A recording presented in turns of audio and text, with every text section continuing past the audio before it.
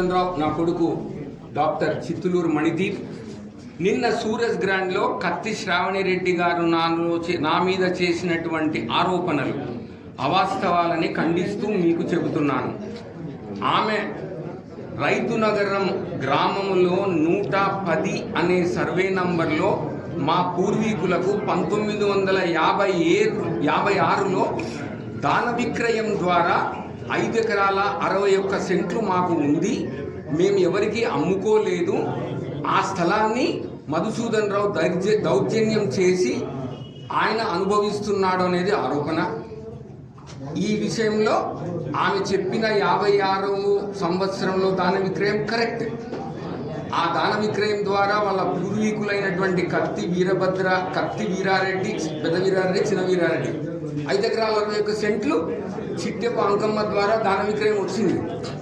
కానీ ఆమె చిట్టెపు అంకమ్మ దత్తపుత్రుడు బాలరెడ్డి, మా నాన్న నాకు నేను చాలా బాధపడిపోయి ఏంటిది ఒక సేవా తత్పరత, మధుసూదన్ రావు అంటే ఏంటిది అని చెప్పి నంద్యాలే కాదు, రాయలసీమ కాదు, ఎంటైర్ సౌత్ ఇండియా తెలుసు.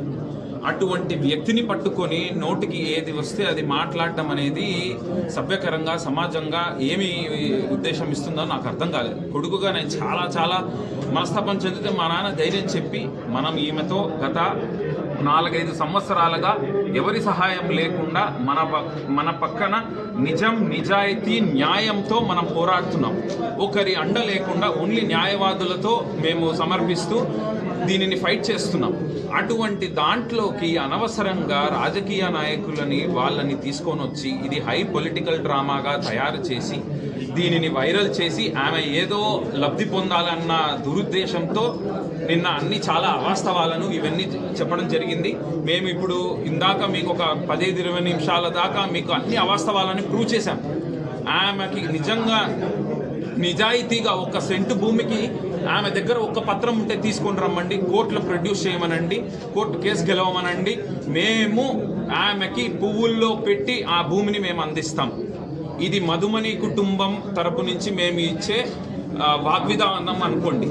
కానీ మా పైన సేవా ముసుగు అట్లాంటి పదాలను వాడుతూ ఒక వ్యక్తి 34 సంవత్సరాలుగా ప్రజలకి సహాయపడుతున్న వ్యక్తిని దురుద్దేశంతో దుర్భాషలాడి సొంత లాభం కోసం మాట్లాడడం వల్ల వచ్చిన లాభం ఏంటో నాకు తెలియదు.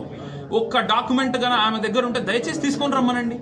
తీసుకొని రారు, కోర్టులో ప్రొడ్యూస్ చేయరు, కోర్టు వాయిదాలకి వాళ్ళు రారు. ఇలా జరుగుతున్నప్పుడు ప్రెస్ మీట్ పెట్టి అవాస్తవాలను వాస్తవాలుగా చేయాలన్న ఈ ఆలోచనని దయచేసి మేము ఖండిస్తున్నాము. పత్రికా సోదరులకి నేను మనస్ఫూర్తిగా విన్నపిస్తున్నది ఏంటంటే, మా వైపు స్టోరీ విన్నారు, మీ దగ్గర ఆల్ ప్రూఫ్స్ అండ్ డాక్యుమెంట్స్ మీకు ఇచ్చాము. దయచేసి ఈ వాస్తవాన్ని ప్రజలలోకి తీసుకెళ్ళండి. మేము ఇప్పుడు ఎవరికో భయపడో కానీ ప్రెస్ మీట్ పెట్టలేదు. నిన్న ఆమె చెప్పిన మాటలను అవాస్తవాలని వాస్తవాలు అనుకునే ప్రజలు నమ్మే అవకాశం ఉంది కాబట్టి దానిని మేము ఖండించాలి కాబట్టి ఈ ప్రెస్ మీట్ పెడుతున్నాం. ఆమె చెప్పిందని చెప్పేసి ఇప్పటికి మేము 5 సంవత్సరాలుగా పోరాడుతున్నాము, పోరాడుతున్నాము, ఓన్లీ కోర్టులో లాయర్స్తో కన్సల్ట్ అయి పోరాడుతున్నాము. మేము ఎప్పుడు ఒక్క రాజకీయ నాయకుడిని కూడా తట్టి ఈ సమస్యని సాల్వ్ చేయండి మా కోసం అని ఏనాడు అడగలేదు. ఎందుకంటే మా పక్కన న్యాయం ఉంది, నిజాయితీ, నిజం ఉంది. సో మేము ఎందుకు భయపడాలి ఎవరికైనా అన్న ఉద్దేశంతో ఇది పెడుతున్నాం. సో ఈ అవాస్తవాలని కొట్టివేస్తూ మా వాస్తవాలని మీరు ప్రచురించి ప్రజలలో ఆమె మా పైన వేసిన నిందని తొలగించాలన్న సదుద్దేశంతో మీ అందరినీ ఇక్కడికి పిలిచి మేము ఈ ప్రెస్ మీట్ని పెడుతున్నాము. ఈ బాధ్యత మీ మీద ఉంది అని నేను సగౌరవంగా సదుద్దేశంతో చెప్తున్నాను. Thank you. వాళ్ళు ఇంకా రూపాయలు ఒక DTO రమాదేవి ఆమె ఈవెన్ తహసీల్దార్ ఉన్నారు, అప్పుడు శ్రీనివాసులు ఉన్నాడు. నేను ₹1 లేదు. నేను రివర్స్ ఆమె ఇచ్చినట్టు నా దగ్గర వీడియో సాక్ష్యం ఉందని చెప్తుంది. Very simple sir. 50 లక్షల రూపాయలు మధుసూదన్ రావు రమాదేవికి ఇచ్చినట్టు సాక్ష్యం చూపిస్తే అయిపోయింది కదా. 50 లక్షల రూపాయలు ఒక ROR కేసులో ఇవ్వడం అనేది అసలు నాకు అర్థం. నేను ఇంతవరకు ఎవరికి ₹1 ఆత్మసాక్షిగా నేను ఎవరికి సీఎం ప్రభాకర్కి ఈ రోజు మాట్లాడు చెప్పమన్నాడు పాపం ఆయన. ఆమె చేసినటువంటి వీడియో అది డౌన్లోడ్ అయిందా? ఇందులో చూపిస్తారు చూడండి. ఇందులో రాజకీయ నాయకులు నన్ను దయచేసి లాగొద్దండి. నేను ఏ రాజకీయ నాయకుని సలహా హెల్ప్ తీసుకోలేదు, నిజంగా చెప్తున్నాను.